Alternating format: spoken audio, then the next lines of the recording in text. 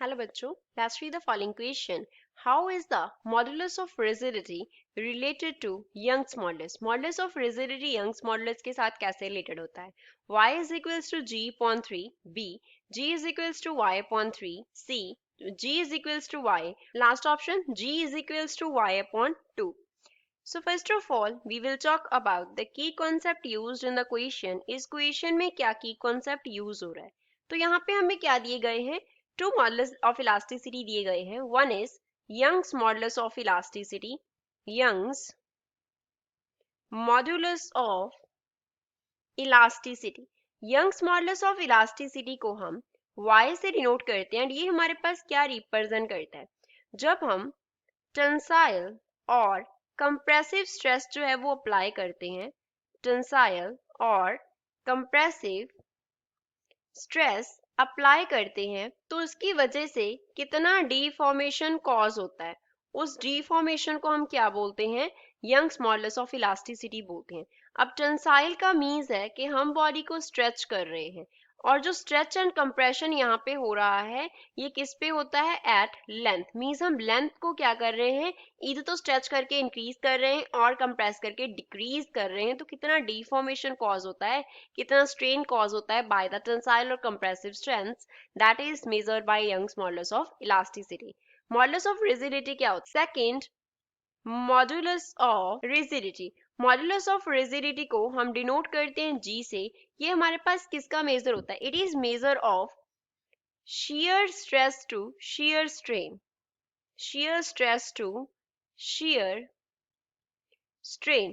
अब यहाँ पे जो हम स्ट्रेस अप्लाई करते हैं वो कैसे अप्लाई करते हैं? इस स्ट्रेस में जो डीफॉर्मिंग फोर्स अप्लाई होता है, डीफॉर्मिंग फोर्स हम अप्लाई करते हैं, that is applied parallel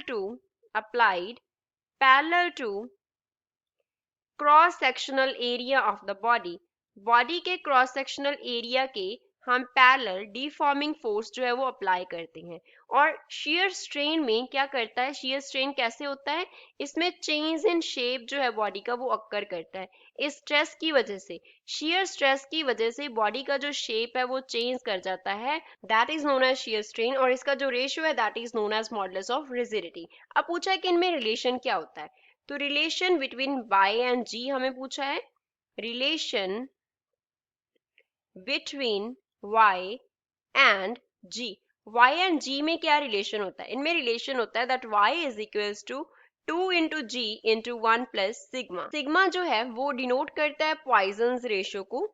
sigma is Poisson's ratio. Poisson's ratio हमारे पास क्या होती है कि जब हमने डीफॉर्मिंग फोर्स अप्लाई किया, डीफॉर्मिंग फोर्स अप्लाई किया, तो उस डीफॉर्मिंग फोर्स की परपेंडिकुलर डायरेक्शन में कितना स्ट्रेन जो है वो कॉज होगा.